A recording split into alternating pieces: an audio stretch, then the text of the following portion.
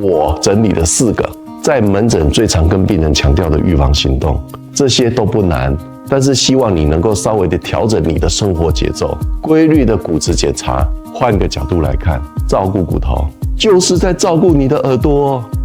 大家好，欢迎你来到听觉医师谈健康，我是陈建志医师。上次我们聊到耳石症小小的构造，有些人听完之后跑来门诊问我说，医师我一想到那耳石在我耳朵里面滚来滚去，就觉得头皮发麻。也有人很认真地问我到底可以做什么，才能让这些石头乖乖地粘好，不要一直离家出走。今天我就用一点时间陪大家好好地整理2件事情。第一，耳石为什么脱落？第二，我们可以怎么做来预防它再度脱落？先帮大家复习一个画面，耳石原本是乖乖粘在内耳里面一小块胶状物质上面，有点像是贴在墙壁上的小石头。它们贴得好，我们的平衡感就会稳定。一旦掉下来，掉进了半规管里，就会开始觉得天旋地转。那为什么会掉呢？主要有3大类原因。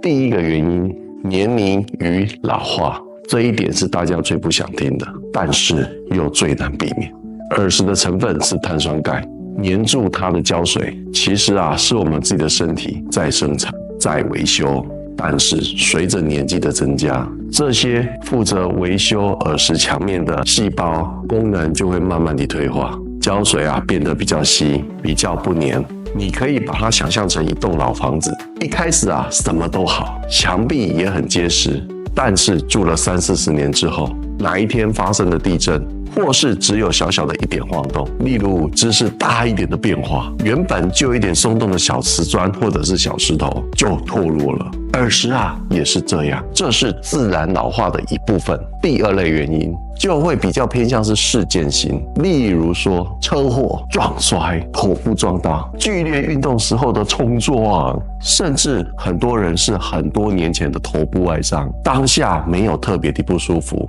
之后才会慢慢地容易头晕，一翻身就会觉得转得很厉害，经过了检查才发现原来是耳石松脱。所以我们常常说保护头部很重要，不只是要预防脑震荡、脑出血，对于内耳的精细结构包含耳石也是一种保护。所以安全帽要戴好，危险的动作一定要避免。这些听起来是老生常谈的话，其实都是在守住你的平衡系统。第3大类，如果你的内耳长期处在不太健康的环境，例如长期的耳部或者是颞骨周边的发炎，反复发作没有好好治疗的晕眩，内耳的血液循环不好，这些都会让耳石的养分不足，粘着力就下降了。另外有研究发现，骨质疏松的患者发生耳石脱落几率也比较高，原因就是钙质的代谢出了问题。身体各处需要钙的地方，包含耳石，都可能跟着变得比较脆弱。听完这些原因之后，我们回到大家最关心的，那我可以做什么？我整理了4个在门诊最常跟病人强调的预防行动，这些都不难，但是希望你能够稍微的调整你的生活节奏。多数耳石晕眩症都是在姿势快速改变的瞬间出现，所以从今天开始，请特别注意2个时刻：早上起床，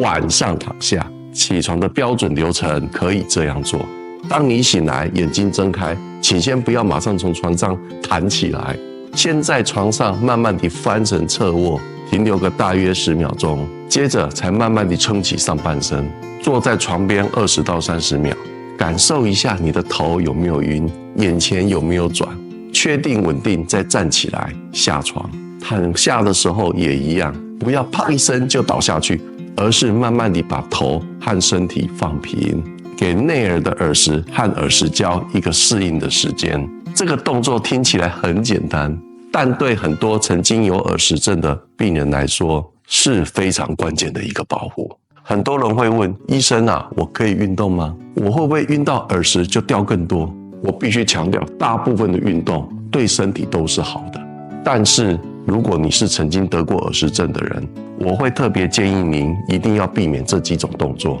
需要快速甩头的运动、过山车、跳水、弹跳床、这些需要剧烈加速度的游乐措施，还有明显会有头部撞击风险的运动，我建议比较友善的选择是规律的散步、温和的瑜伽，还有伸展运动、太极拳，还有能够缓和核心的动作。这些运动不仅可以促进全身和内耳的血液循环，还能够帮忙你稳定平衡感。既然耳石是碳酸钙晶体，维持健康的钙质代谢就很重要。如果你的饮食中乳制品、深绿色蔬菜、豆类摄取不足，或是已经有骨质疏松的问题，可以和您的医师讨论是否需要适量的补充钙。足够的维生素 D 可以帮助钙质的吸收，规律的骨质检查，还有骨质疏松症的治疗，这些不只是为了你的耳石不要松脱，也是在预防骨折。换个角度来看，照顾骨头就是在照顾你的耳朵。最后一个行动跟日常生活习惯也有很大的关系，睡眠一定要够，心理的压力一定要有出口。如果你长期的睡眠不足，情绪紧绷，会让你的血管收缩，内耳的血流变差，你的耳石就像长期住在一个缺氧的房间里，久了当然会不太稳定。尽量远离烟酒，减少太咸的饮食，这些习惯都会影响微血管的循环。所以清淡均衡的饮食搭配规律的作息，看起来很普通，但真的可以让你的耳石乖乖地待在家里，这是一个关键。如果你最近常常起床会头晕，翻身会天旋地转，或是耳石症一再复发，我还是会鼓励你们找专门处理晕眩的专科医师，好好地做一次完整的评估，把问题给厘清，接着拟定适合你的治疗与预防计划。我是陈建之医师，如果你觉得今天的内容有帮助，欢迎分享给家里有长辈或者是常常在晕眩的朋友。下一集我会跟大家聊聊各种耳石复位术有什么差别，做完复位之后，生活上有哪些需要特别注意的地方？我们下次再见。